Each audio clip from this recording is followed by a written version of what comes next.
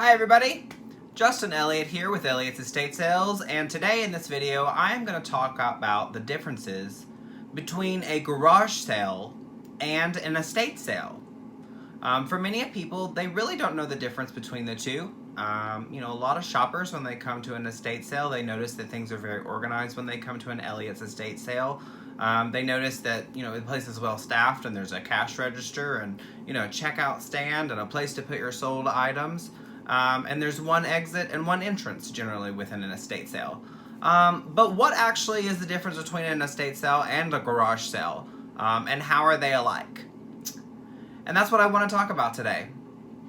I do have notes, so if you see me looking down, that is what I'm looking at. I want to try to stay on topic and keep this video as concise and as informative as possible. We'll go ahead and get started, and I want to start with the garage sale.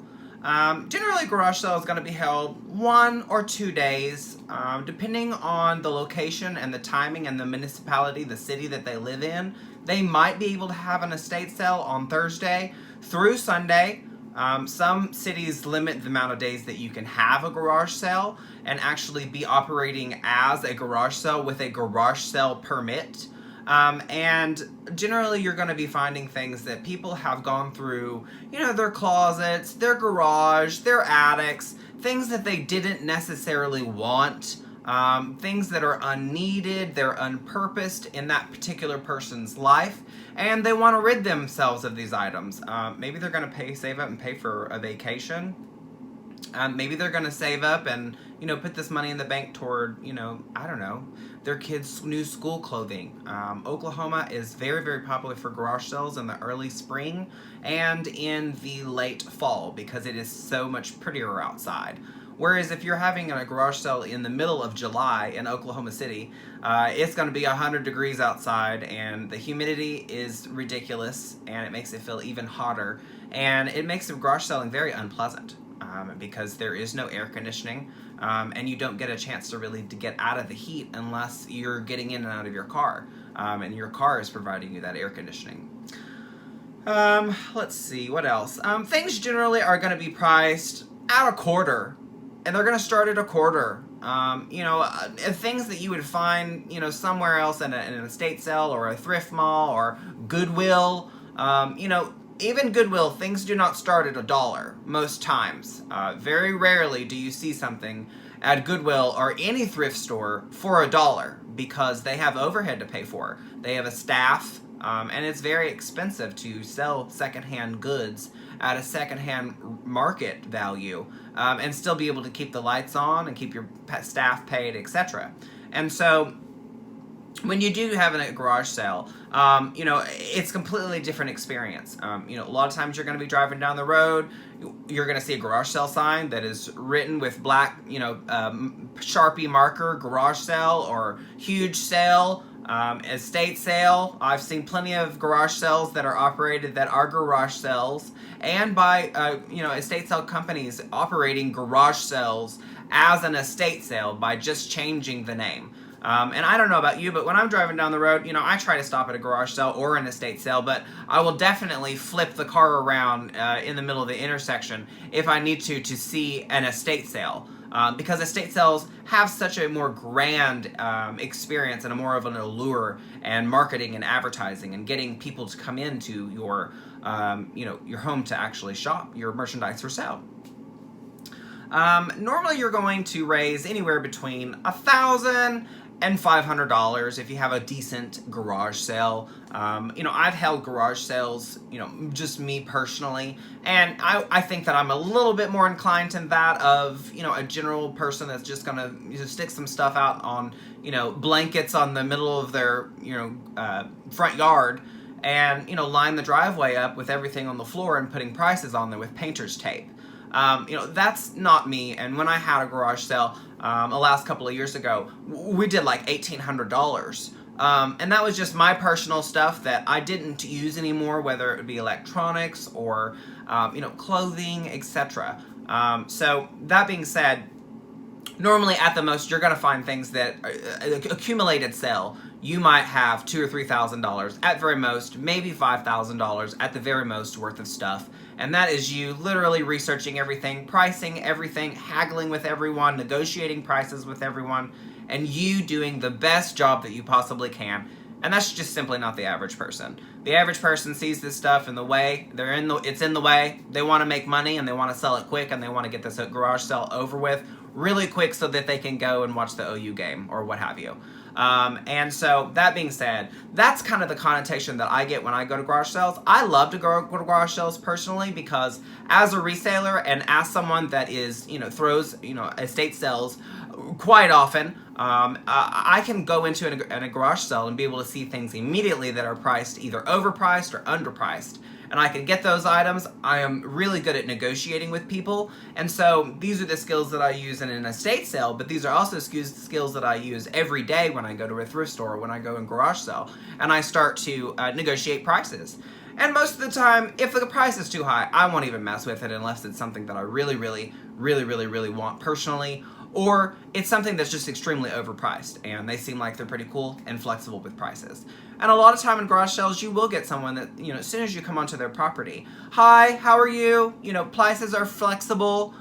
Feel free to make a negotiation at any time. I just need to get rid of this stuff. And that's awesome because, those are the most relaxed sales. And normally the people are really easy to work with. And sometimes when you come into an estate sale, for instance, we'll get into an estate sale now. An estate sale, it's very well organized generally. You come to an Elliott's estate sales and you're going to see things lined up on tables. You're going to see things that have been photographed, advertised for, anywhere between 5 days and 30 days before the estate sale. Whereas a garage sale, most of the time you're going to be able to put something in the ad, in the paper. You're going to post something on online, maybe Craigslist or Facebook Marketplace or GarageSaleFinder.com, etc. And you're going to post that ad, maybe Thursday, the night before the estate sale, with no photos, and just simply an address that describes, solid wood furniture, artwork, glassware, etc. And so it's a very general synopsis. Whereas an estate sale, you're going to see most professional estate liquidators, when they start advertising, they're going to have, 3,000 characters of description of what is in the estate sale, what's included, how to shop the estate sales, the rules, the regulations, there may be sales tax applied, etc. And, how to be, to shop the estate sale the most successful way, and be able to follow the company's policies. And that's just right before you even go to the estate sale. And so you can be a lot more of an informed buyer with an estate sale. It's easier to shop an estate sale most of the time, especially in the Oklahoma heat and the extreme Oklahoma winters. Most times people will not hold a garage sale in the middle of December or the middle of November even, because you've got holidays and it gets really cold.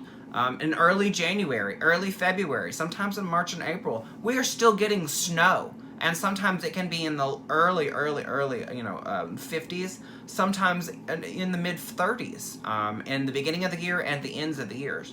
So with garage sale time, you also have a limited time really on what you can use for a garage sale. Whereas an estate sale, you can throw an estate sale any time of the year if you'd like. If you had the goods and you had an amazing estate sale that, is going to bring a lot of people and have a large allure, with artwork and sterling and fine jewelry and cars and firearms, these are the things that is set an estate sale aside from a garage sale. Most time you're going to go to a garage sale, you're not going to find, $15,000, $20,000 car out in the driveway that's for sale. You're not going to find a $3,000, engagement ring from the 60s. You're not going to find a mink cloak. You're not going to find a mink stole. You're not going to find the quality, good, nice things that everyone wants to go to an estate sale for. Because generally garage sales are not something that, in Oklahoma, that's where people liquidate those things. And you're going to get a lot lower margin on your resale dollar when you do a garage sale. Because at an estate sale, things start at $1. Just like thrift store, Goodwill, Salvation Army, any kind of secondhand place that you're going to go, just like a thrift store. An estate sale has bills to pay for as well. We are responsible for accounting. We are responsible for being able to make sure that the seller is getting the most amount of money for their items, that things are organized, they're presented, they're advertised before the estate sale, and photographed. Photographs are very, very, very important.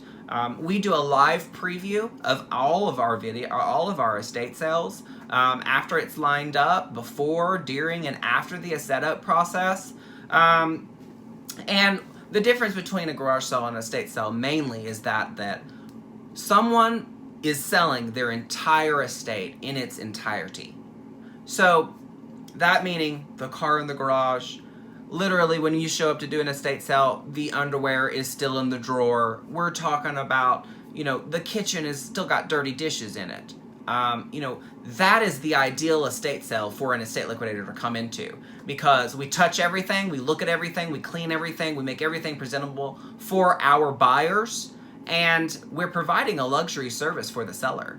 Our sellers range from, folks that are moving across the world, relocation, folks that are living in a 10,000 square foot house on, 20 acres and have a farm, and we sell all their farming implements. We sell everything except for the home. We can legally sell in Oklahoma as an estate liquidator, everything except for the home. So I think those are the main differences between an estate sale. If you can think of any differences between an estate sale versus a garage sale, obviously the prices are higher. There's not as much negotiation. And when there is negotiation, it's at an organized time. And generally, you're going to know when the liquidation is going to go decreased in prices. If you shop in Elliott's estate sale, you know that there could be a flash sale at any time. So for us, we work on the seller's behalf, and we do the best we can on the seller's behalf to be able to make sure that we've made all the dollars that we could for the seller, and we operate in the best interest of the seller. So I hope that answers a little bit of questions for everyone. If you'd like to know more about our estate sales, you can go to estatesalesokc.com. If you're in the Tulsa metro area, you can go to estatesalestulsa.com.